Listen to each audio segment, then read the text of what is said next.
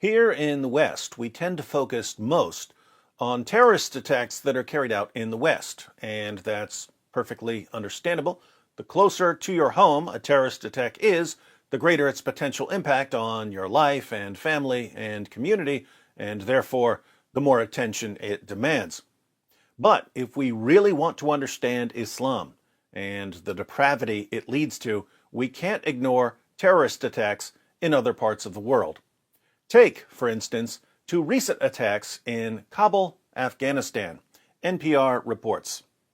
Gunmen disguised as policemen stormed Kabul University in the Afghan capital in an hours-long assault on Monday, killing at least 19 people and wounding 22 more, including students who jumped out of windows to flee the attackers.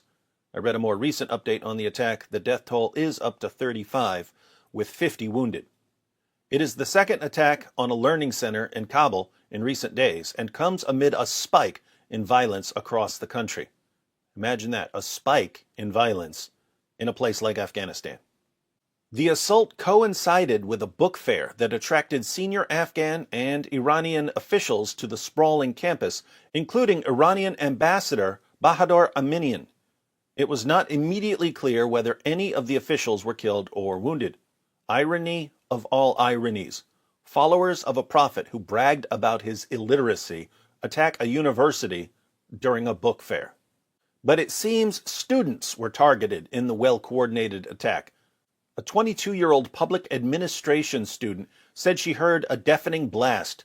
Then, I saw with my own eyes there were a lot of attackers in police uniforms, said Nilüfer Faramand. She says the assailants rushed to the law internship center where she was in class. Notice, they were attacking the law internship center. Someone yelled at students to flee, she said. Later, she learned on a WhatsApp group that gunmen had taken 2 classes hostage and opened fire on the students and teachers. Some students jumped out of their second-floor class windows to flee the gunmen, she said. Other students scaled over high university walls to flee the attackers, and at least 2 were admitted into a hospital, said Marco Puntin of the medical aid group Emergency, which runs several faculties across Afghanistan. If there's one thing they need in Afghanistan, it's a lot of medical aid due to the never-ending terrorist attacks.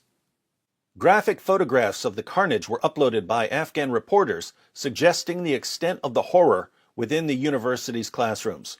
One showed young men curled into a corner, blood pooled around them amid upturned chairs.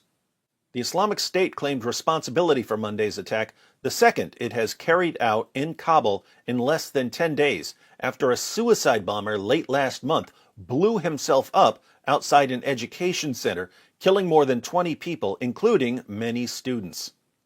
ISIS also claimed responsibility for that attack, which was effectively a copycat of a 2018 attack by the extremist group on an education center that killed dozens of teenagers who were studying for university entrance exams. The ISIS claim says 2 of its fighters attacked a group of graduating judges and investigators with their weapons and gunfire. They claim they hit 80 people who had rejected Islam. The leaders of ISIS are focused on long-term victory. They don't just want to slaughter judges and politicians and investigators.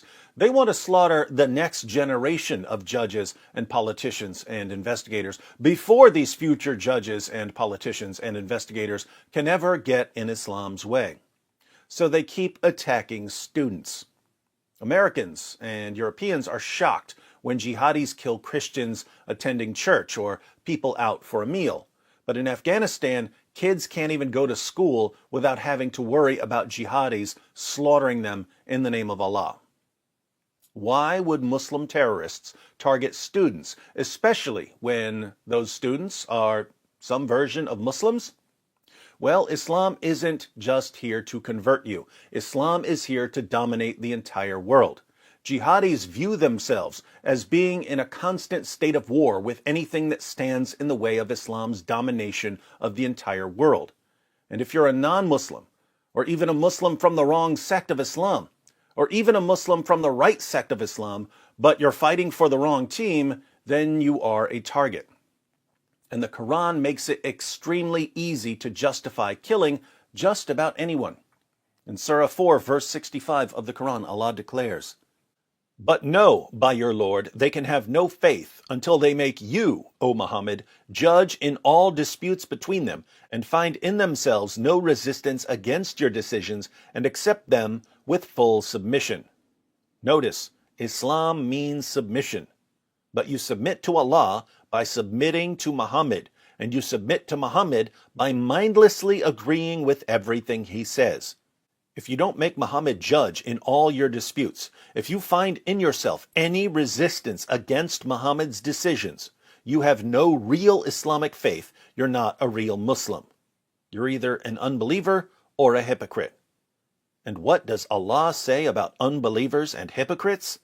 O Prophet Muhammad, strive hard against the disbelievers and the hypocrites, and be harsh against them. Their abode is hell, and worst indeed is that destination.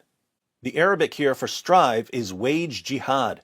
Wage jihad not only against unbelievers, people who don't believe in Islam, but also against hypocrites, people who believe in Islam but who aren't following it properly. This is, of course, a recipe for endless bloodshed, because one Muslim group will always be able to point to another Muslim group and say, "You're not following Islam properly, so I'm commanded to fight you just as I'm commanded to fight the unbelievers." So, attacks against non-Muslims will continue. Attacks against Muslims will continue. If jihadis don't have the resources to march in and subjugate an area, they'll focus on destabilizing it. They'll try to keep the area as weak as possible until they are able to march in and subjugate it as Allah commands. If you want to understand how far jihadis are willing to go in their efforts to violently subjugate the entire world, if you want to know what the future holds if Islam continues to spread, there's no better place to look than Afghanistan.